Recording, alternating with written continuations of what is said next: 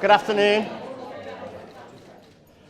Good afternoon. My name's Chris Cutts. I'm Associate Dean for Social Responsibility in our Medical and Human Sciences faculty, and it's my great pleasure to welcome you to this Dementia Friends Champion celebration, which is quite a mouthful.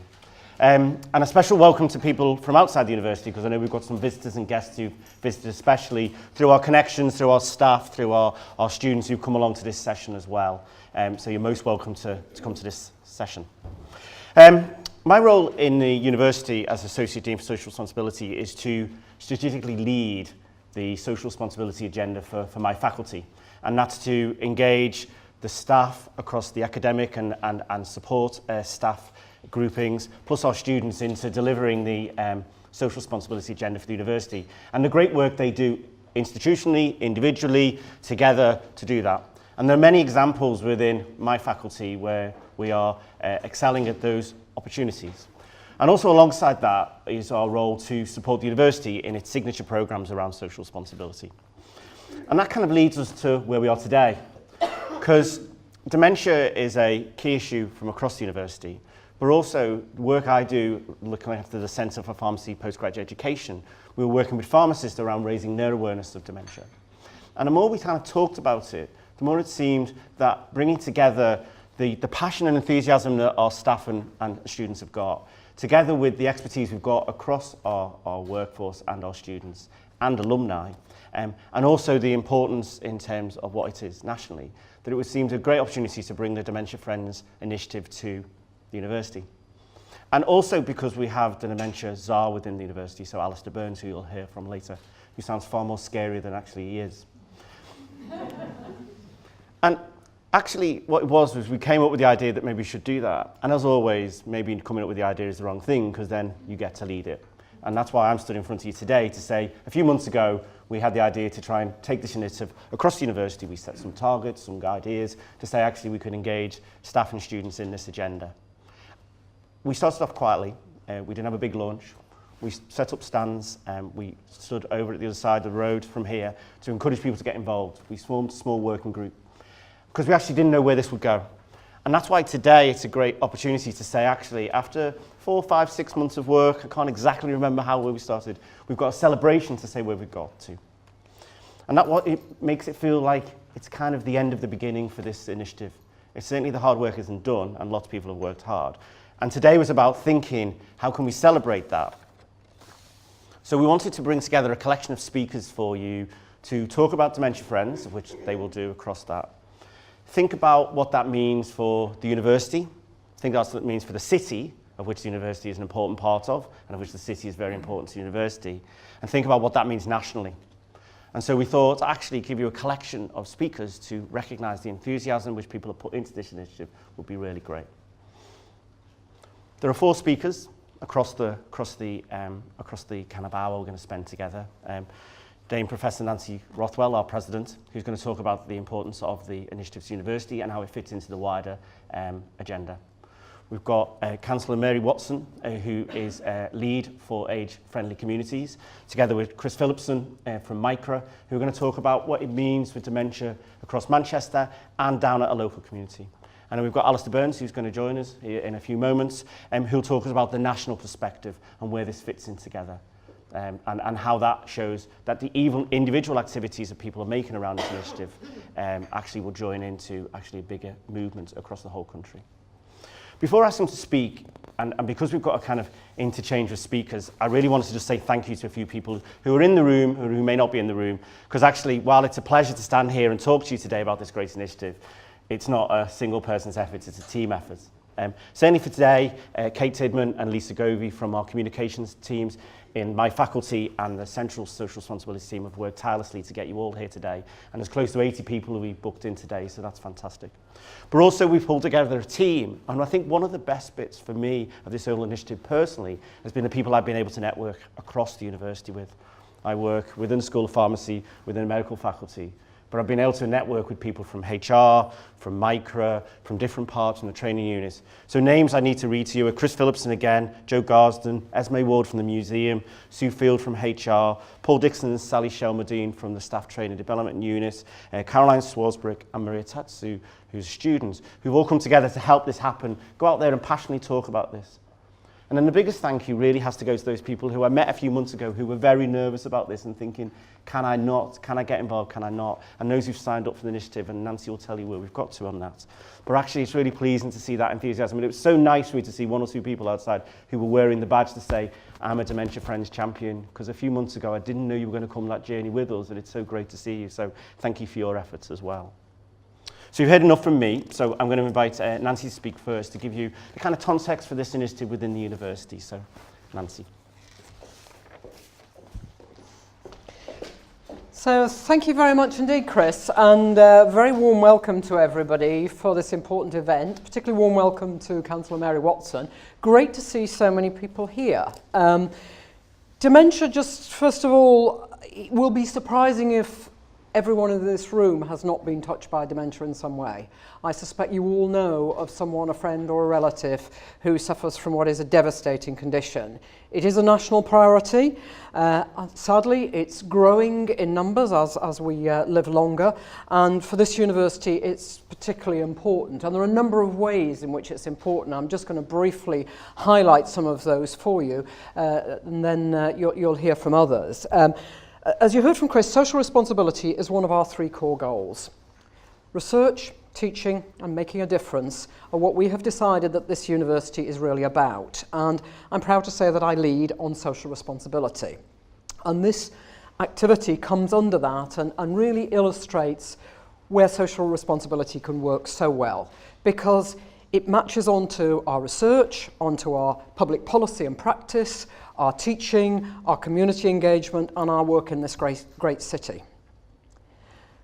We have a very strong research base in ageing and in dementia across the university, with fantastic facilities to look at the causes of ageing, to look at how we diagnose of dementia, look at how we diagnose it and potentially develop new treatments. Indeed, we have a dementia and ageing research team in the School of Nursing. We have the Manchester Interdisciplinary Collaborative Research on ageing, which spans many aspects and not yet public, but I know there will be some awards of some significant sums that we've won in the field of dementia coming shortly. MICRA, the Interdisciplinary Collaborative Research on Ageing alone, has over 1,200 academics, practitioners, policymakers and older people involved, and really does reach out into the community. It isn't just in medical and human sciences that this activity takes place. There's research in all four faculties. And one example has been highlighted to me, which I have seen actually, is that with colleagues in engineering and physical sciences, our medical staff are looking to develop magic carpets which prevent people from falling. And I have actually seen a demonstration of one, which is fantastic. I'm also pleased to see a number of our leading researchers who are present here. And I hear that Daniela Montaldi, Professor of Cognitive Neurosciences, is drawing together a broad research agenda on dementia across the university. But discovery is one thing, another is putting it into practice and into policy. And here again, the university does play a major role. Particularly important is Alistair Burns, who will be speaking later. He's the Clinical Director for Dementia for the National Health Service, as you heard from Chris.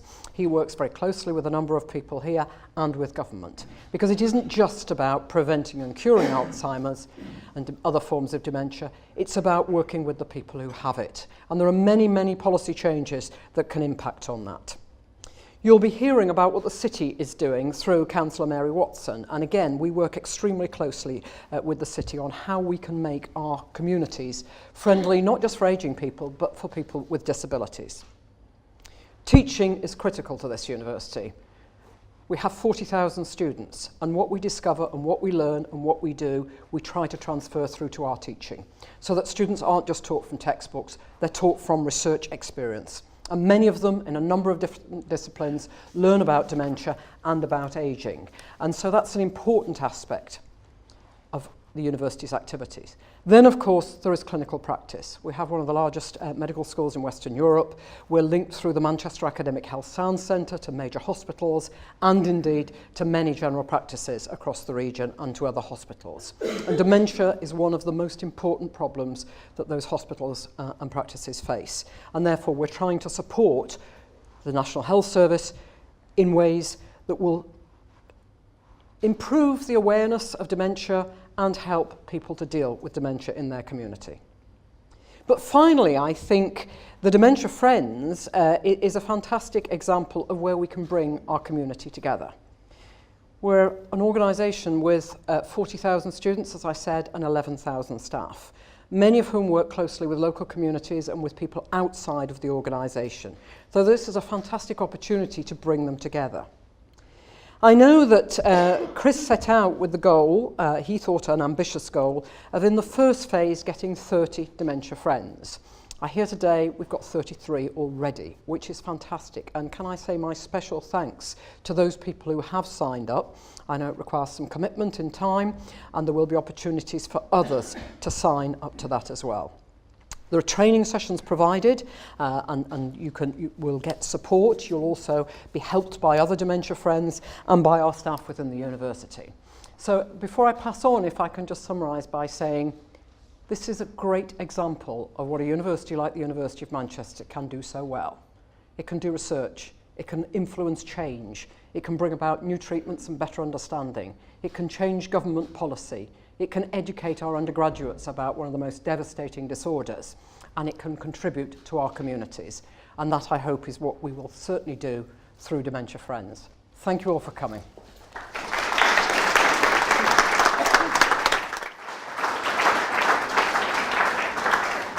Thank you, Nancy, and thank you for time for coming today. So as you've heard, we've hit our target of 33 Dementia Friends champions, and we wanted to kind of celebrate that now. We're thinking about the impact. So many people who became the champions said, well, can I just do it in work? Do I have to run my sessions, my talks, to create more friends within the work environment? And we were saying no. You know, many people are running social clubs, working in their local environment, their local homes, with other activities. So actually go out there and use it across. So we thought it was really helpful if we could kind of bring together a city perspective and a community's perspective to this celebration as well.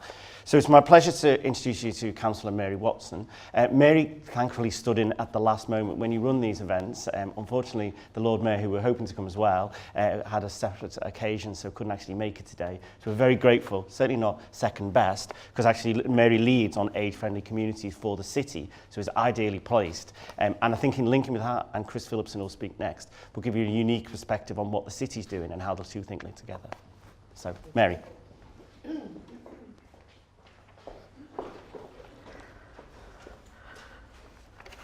I'll stand behind here so you can't see my knees knocking. You'd think as a politician I'm used to making speeches, and that's true, but this is a new audience for me. I'm more at home in Whalley Range, where I'm this young man's local councillor, and talking to people there. Just a couple of things really about the introduction. I do think that I'm second best, to be honest with you, because our current Lord Mayor, Sue Cooley, has been the lead on older people's issues, valuing older people and age-friendly Manchester for many years. And this year, now that she's Lord Mayor, she couldn't do that, although she has dedicated her Lord Mayoralty to the causes of older people and age-friendly Manchester. And I have been privileged to take over from her for this year only, because she'll want to come back and do it again, because she's so passionate about these issues. And I'm doing my best to deputise. She can't do everything as Lord Mayor, so that's why you've got me. But I too am passionate about age-friendly Manchester. So what is age-friendly Manchester? This is the context in which the university operates, as well as the whole city, and it gives context to this whole good movement that's taking place here of Dementia Friends. The city has had an aspiration to be an age-friendly city for a couple of years now. In fact, I was there at the launch in October 2012. I've remembered the date, haven't I? Yes. And what we learned then is that we could do so much more for older people, with older people, and with older people contributing. And I think that is the significant difference, because for age friendliness, we need to understand that people are not done to, but they do for themselves. When I became 60, which is 5 years ago now, I felt very proud of this. I thought, 60 is an achievement. Who would have thought I'd ever make it to 60? So did my friend who was born the day before me. So we had a joint celebration. And we decided that being 60, we could do more of what we wanted to do. That in fact it was a time when we could do things differently. And I think the perspective on ageing has got to change so that more people feel that way and have the opportunities to live that way as they grow older. And that's partly what Age Friendly Manchester is about. But there are significant issues that we have to face as we get older, and the possibility of contracting dementia, as if you can't say contracting dementia, beginning to suffer from dementia is an abiding worry and concern, I think, to nearly every older person that you talk to. And it's devastating in particular for people who are not older. And I can tell you a little bit about that. I'm going to indulge in a little personal story for you now. My sister was born in 1947 and she suffered from Down syndrome. She died in 2003. She died from dementia. If you suffer from Down syndrome, you have a very high likelihood of developing early onset dementia. And it is a much more difficult condition to treat and to deal with and to be positive about for people with a pre-existing learning difficulty like she had. I knew there was something wrong when I went over to collect her from her care home to come and spend the weekend with us in Manchester. And we did all the usual, you know, hello, da, da, da, where's your case, get in the car, driving through Pontefract, which is where she lived. And she suddenly turned to me and said, "What's your name?" And I can still feel this sort of cold chill inside myself when she said that. Because I thought, hello, this. So I explained who I was, you know, and it was all right. But that was, for me, the first indication that something was going badly wrong. And so the members of the family, the people in the care home, the GP, we all tried to sort things out and to make life easier for her as the condition went on. And there is so much that you can do for people. That's what I learned. But you have to get over how you feel about it. And for relatives, that's a problem, because they want to know that the person who has dementia still actually recognises them. And it's very difficult when it appears that they don't. So you have to talk yourself through that. And it being Dementia Friends, you're going to have to face up to some of those issues as well, I would guess. And I know that you're going to get some training and that a lot of people have already got some experience of this, but it is so worthwhile actually learning how to be not a relative but a friend. And I'm really, really pleased to have been invited here to say to you all that this is something that I'm exceptionally pleased that the university is doing. And to hear more about this social responsibility agenda, because until now I didn't know that much about that was what you were doing. And now I find, you know, that somebody who lives just around the corner from me is actually in charge of most of this. You know, so I'm going to have to take him to task, you know, for not telling me about this a bit earlier. And I also understand from him that there's quite a few of the university staff that live round and about Whalley Range and Chorlton. So, you know, we'll be getting in touch with you all.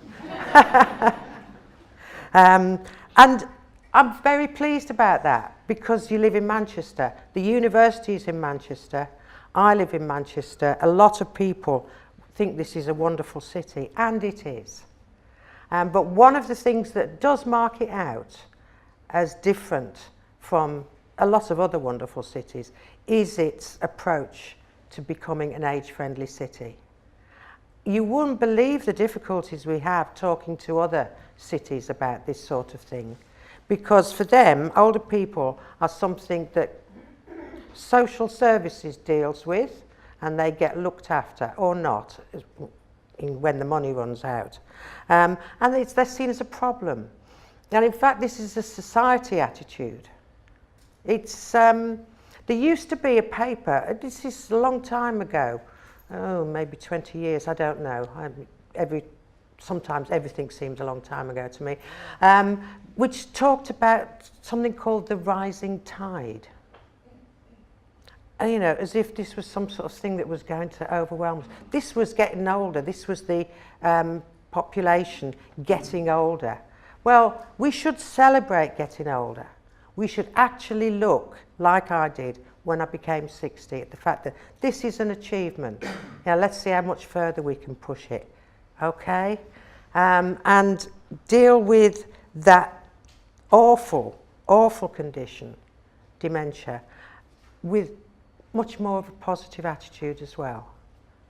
Because one day, I don't know what the statistics are, but quite a few of us here are going to suffer from it. So let's try and be slightly more positive about it, and you're doing that, and I am so pleased with you all. It's great to hear, and I hope I've said enough. All right?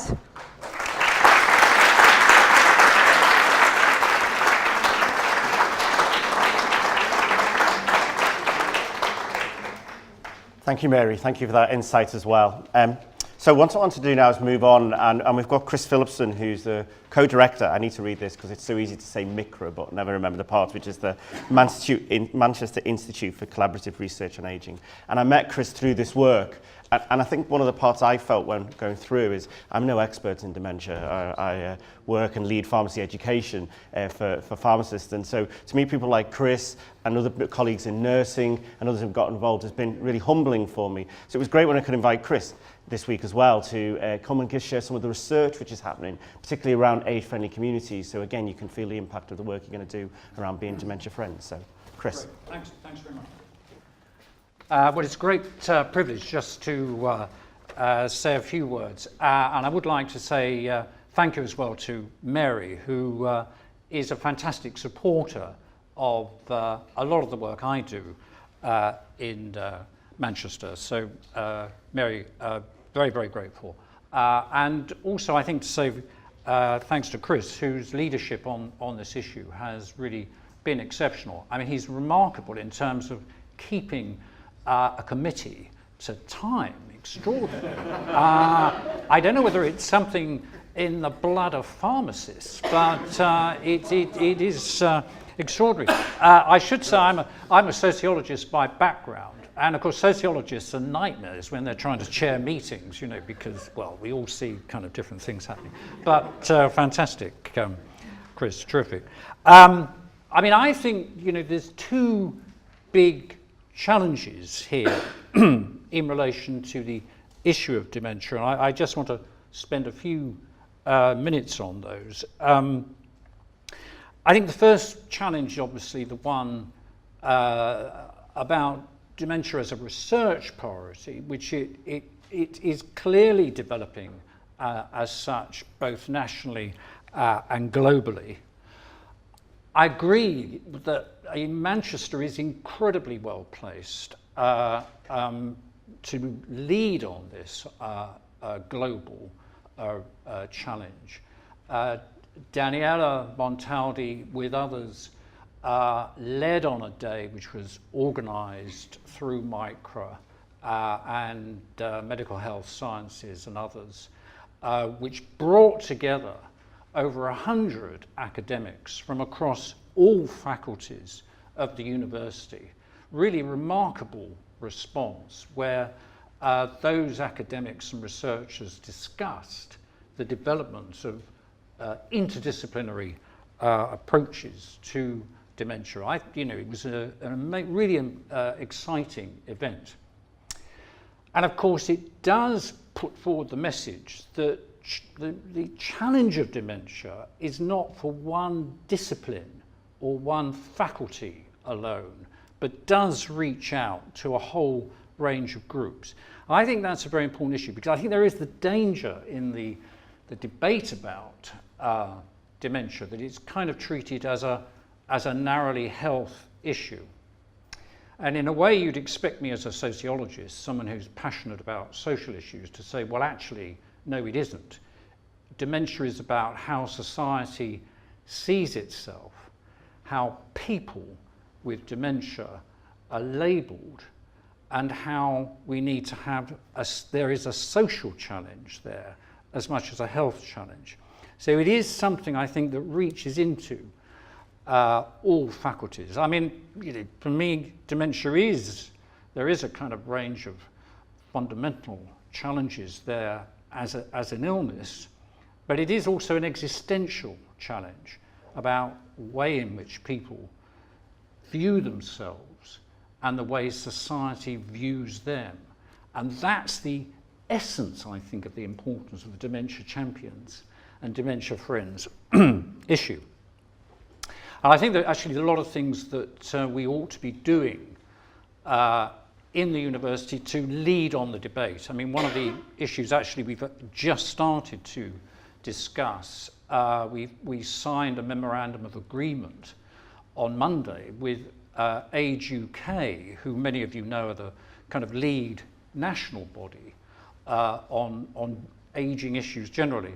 But Age UK have been taking a very big leadership role in relation to the debate on dementia, and they've suggested to us that they'd be interested in convening in Manchester a round table to look at how the research agenda could be developed. And I think that would be extremely exciting, and we should push that forward.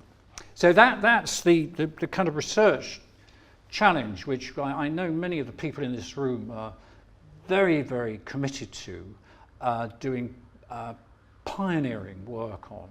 And my only kind of the only kind of concern I have in relation to Manchester is that we need to kind of project that, I think, rather, as best as we can, really make big efforts to show the quality of that work across all faculties, and I think that's the striking thing. I think the second challenge, though, for me is to see dementia as a community priority. And there are three reasons for that. It's a community priority because neighbourhoods are where most people with dementia live. That's the first point, and I'll kind of elaborate on that a little. It's a community priority because that's where health and social care services are going. And as Mary has said, inadequately at the present time for many people in terms of the quality of the support they get. But it is in community care, clearly, that the direction of travel goes. And it's a community issue because this is where the numbers are.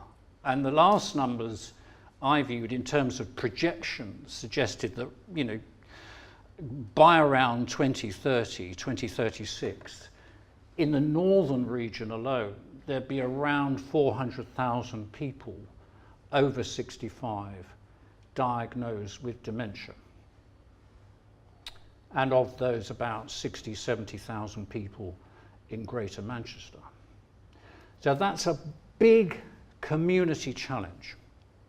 And in my view, it's a challenge, if I'm, approaching that as a sociologist, I'd say, well, if the figure is going to be about 400,000 in the northern region, then we have to transform our communities in a very major way, in a very radical way. We have to actually rethink community relationships in a significant way if an important section of the population aren't to be marginalised, aren't to be put in ghettos, aren't to be shut away.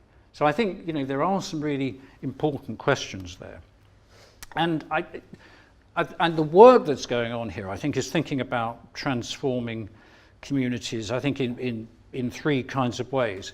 Firstly, the age-friendly way, and we are extremely fortunate, I think, in the leadership that Manchester, through first the Valuing Older People team, now Age-Friendly Manchester, has demonstrated on this.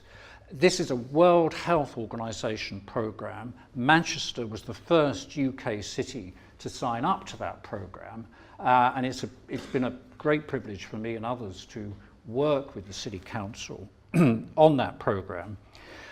Building an age-friendly community, and I think an age-friendly community is a community that's trying to improve in terms of the built environment, is trying to improve in terms of housing, is trying to improve in terms of transport. Crucially, it's trying to improve in terms of civic and social participation of vulnerable people. That is a crucial thing. And it's working across all of those areas, and all of those clearly very relevant to dementia-friendly issues. Secondly, I think transforming communities is an intergenerational question. It's about involving all generations to see issues relating to dementia as something that's shared. We had a great session, actually, in this room, run with Manchester Museum, where Professor Peter Whitehouse from Case Western Reserve University and his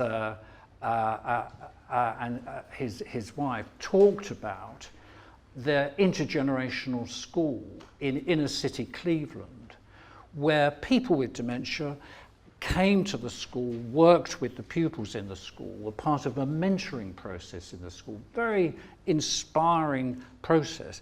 But I think thinking about how the issues about dementia reach across to all generations, I think, is extremely important. From primary school upwards, it's about transforming our community, I think, on this issue. So I think building age-friendly communities, building intergenerational communities, and building awareness within communities, and hence that's where the importance of the Dementia Friends, Dementia Champions come from. I think finally, in all of this, the university has a key role to promote Manchester's leadership and support the leadership in terms of community and research work. We do work closely, a number of people here work closely with the City Council. We conduct research on how to build age-friendly communities. There's a very important research programme beginning, led by John Keedy in the School of Nursing, which is looking at precisely at the issue of how to build neighbourhood support. And that's being conducted with 6 other universities.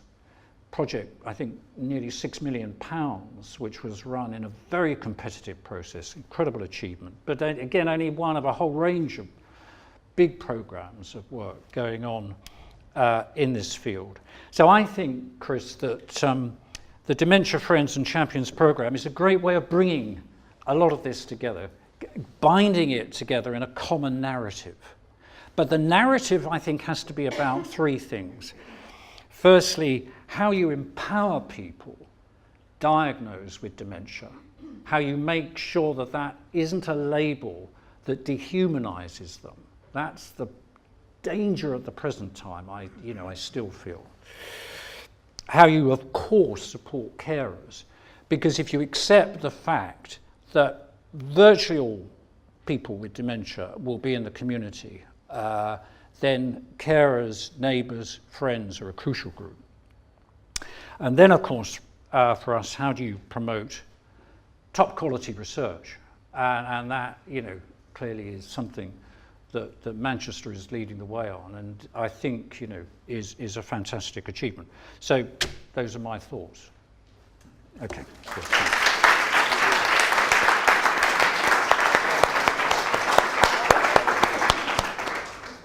Okay, thanks, Chris. And I think one of the things we wanted to realise and the impact that university could make is the many spaces we've got across the university. So as well as our student spaces where there's learning and caring, we've got many public spaces with the museum, the art gallery, John Rylands, and they've all got engaged with either specific programmes of work, and you'll have seen some of the great work outside which the museum's been doing, led by Esme, but also the work which John Rylands is considering in terms of training their visitor experience. So again, one of the recognitions was that actually the university is a very big public space, and never mind the community which is around us as well in terms of the local populations. So let's just change this perspective slightly and now ask Alistair Burns to come and speak.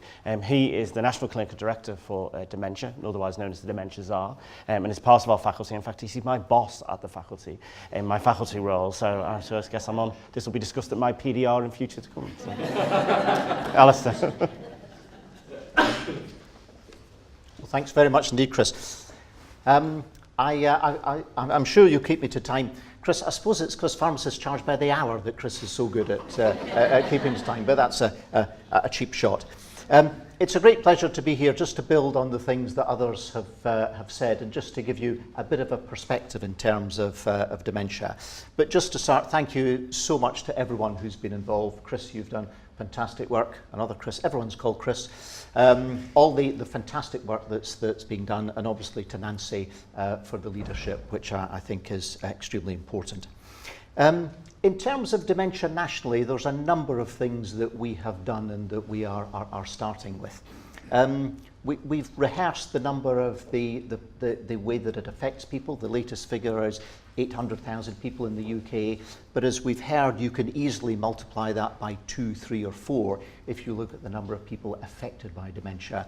And Mary, a fantastic story and a heart-rending story about the experience of seeing someone with dementia. So for me, it's the influence and the effect that can have on carers and families of people with dementia that are the important thing. William started in 2009 with the National Dementia Strategy, and I think it's fair to say before then, dementia was part of kind of, in policy terms, normal aging, and people were kind of interested. Then it was part of mental health. But when dementia began to punch on its weight, that for me was important. So having if you like, a focus was extremely important. So that was, it wasn't long ago. Then we had the Prime Minister's Challenge in March 2012. And when we were having the discussions about that, there were 3 things. And as you know, when you speak to politicians, always speak in 3s. Please don't tweet that, because I'll get into terrible trouble. Someone from NHS England will tweet that. How dare you say that?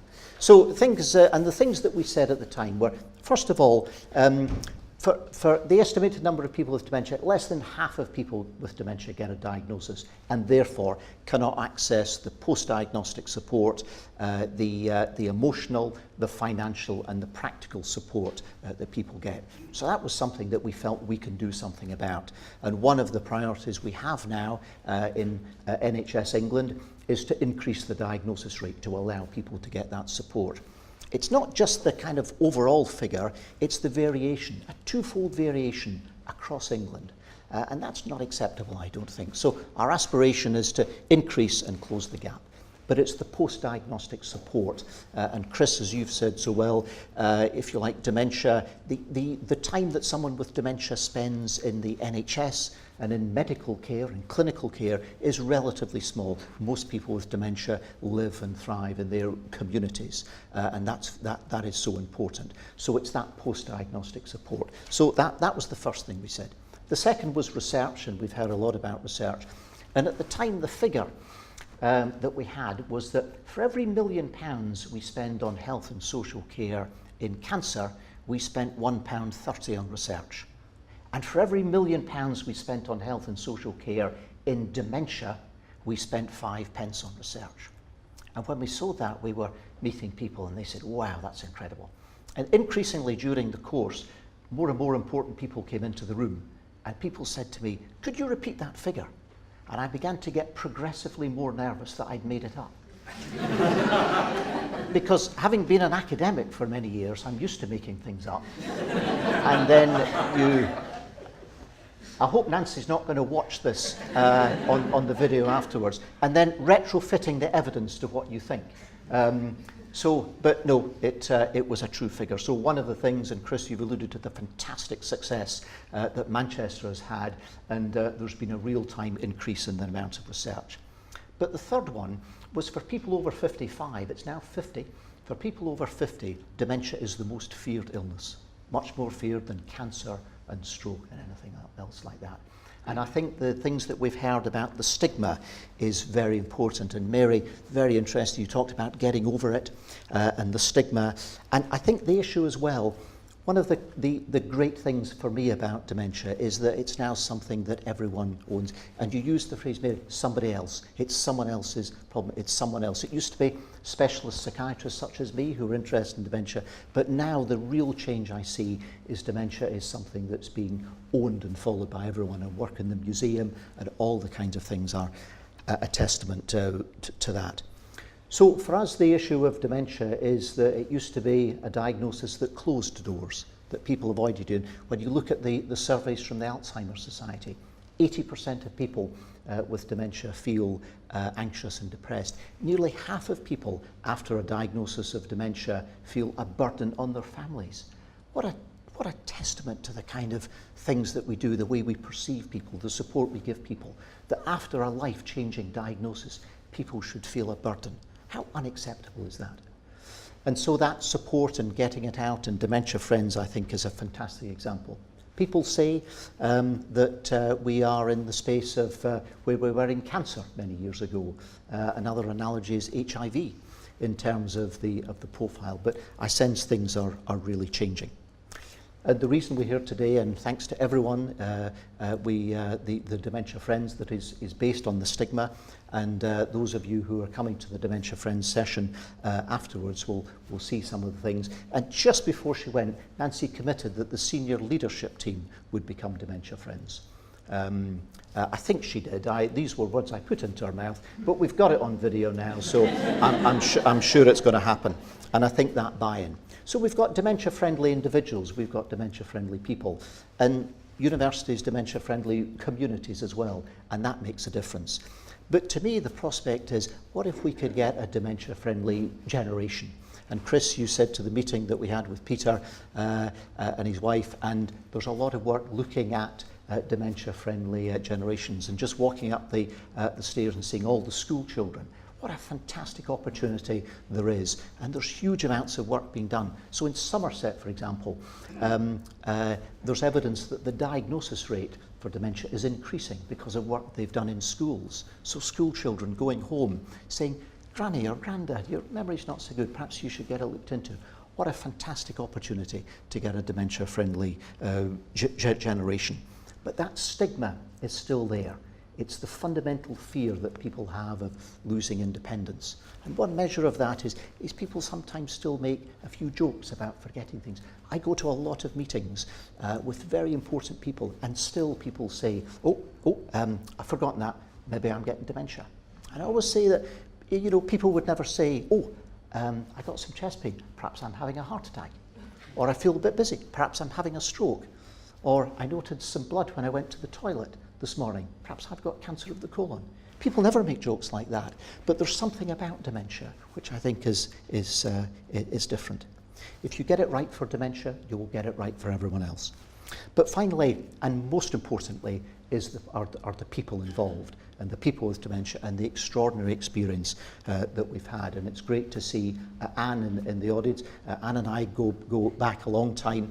In fact, just when I started in 2010, and I'll tell this story again and again, is that one of the first things I did, we had a huge dementia awareness campaign, and one of the first things I did was appear on the BBC breakfast sofa with Anne to talk about dementia. And people would see it and said, "Oh, Anne, isn't she brilliant? She's far more articulate than you, isn't she?" But we sat on the sofa being interviewed, and for me, the high point of that awareness campaign was when my daughter saw me on the television on the sofa and said, "Dad, you looked tall." And I'm sure all of us would agree it was worth the 3.6 million for that campaign, just for me to hear that. And Anne, we did a session in the Christie last week, and you had people in tears. I usually have people in tears because I've bored them. But Anne, the emotion and the passion that you put in, and there was a young nurse in the audience who said, "Anne, you were my tutor when you were here at Manchester." And Joy and Tony, one of the privileges I had a couple of weeks, about a month ago now, was to look around dementia-friendly Eccles. And maybe if one of the challenges is to get dementia-friendly Manchester, well, dementia-friendly Eccles. And we went to the world's first dementia-friendly fish and chip shop. Isn't that great? And it's one of the things, those of you who might remember Will and others, I don't know if you remember the days where you used to get fish and chips in proper newspaper. And, you know, these were in more innocent times when, you know, no one really bothered. But what the fish and chip shop are doing are getting newspaper printed on sterile paper so you can have fish and chips in newspaper. How good is that? We went to Bon Marché, we went to Specsavers, we went, and I'm glad you got the pictures as well. Could I just say, I didn't tweet pictures of me like that, but what we did is that you've got all the pictures there of the things that we did, and it's fantastic. And certainly many of the things that I've learned are from people like Anne and Joy and Tony. And all things being true, Joy passed me a note, things to say, and I always do what I'm told. And Joy, you've made the issue, and it is so important for young onset people with dementia. The estimate there is 17,000. In fact, that's a technicality of the way that we measured the number of people with dementia. In fact, younger people, it's a lot more than that. And Joy, you make the case very well that the issues of young onset dementia, and Mary, that was something that you made. But dementia is something that affects people of all ages. So as far as I'm concerned, in dementia, the genie is out the bottle. It's never going to go back in, and the awareness and everything we have of dementia is so important. And I'll finish with a story some of you may have heard. I think it's all about perceptions and the way we perceive things and perceive people. And the perceptions we have are important. And it was brought home to me a couple of years ago. I was on holiday in Scotland, and I was driving around, and suddenly round the corner came very fast towards me a young woman driving an open-top car, swerving from one side of the road to the other. And as she came towards me, she swerved, and I nearly went off the road. We were so close, our wing mirrors clipped. And as she passed, she looked at me and she shouted, "Pig!" I thought, oh, that's not very nice. And we went up, drove around the corner, and drove into a pig. And for me, it was the perception that I'd had and my own views of what was happening completely coloured what I thought about the situation. And I think with dementia, if we can loosen these views and do that, that would be great. So thank you to Chris for organising this, and everyone for your help.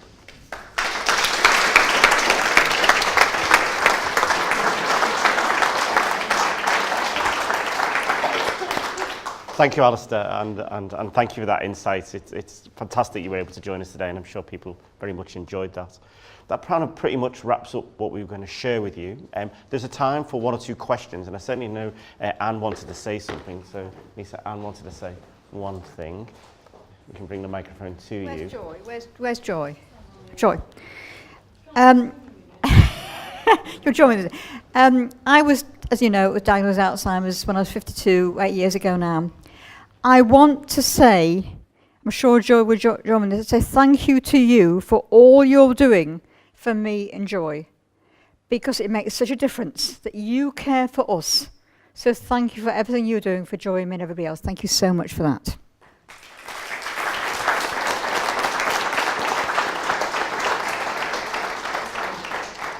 Did anybody else have any other questions while we've got a few people in the room at this stage or not? No? Shocked you into silence. Okay. Well, as I said to you at the very beginning, this is kind of the end of the beginning. The work now, the expansion of this initiative, getting those people who become champions, getting involved continues. There is at this stage we can see, you know, we hit our target of 35 champions, but as Nancy said, there are 11,000 staff across the whole campus, and one of the key bits is engaging many people in there. So it's not just about academics or people in offices, it's about our staff who are front of house in buildings, it's about our security teams out at campuses, it's about people who are doing work out at things like the work. So we've got a lot more work to go and not so easily reached by sending the odd email or the odd letter, so we will continue on that.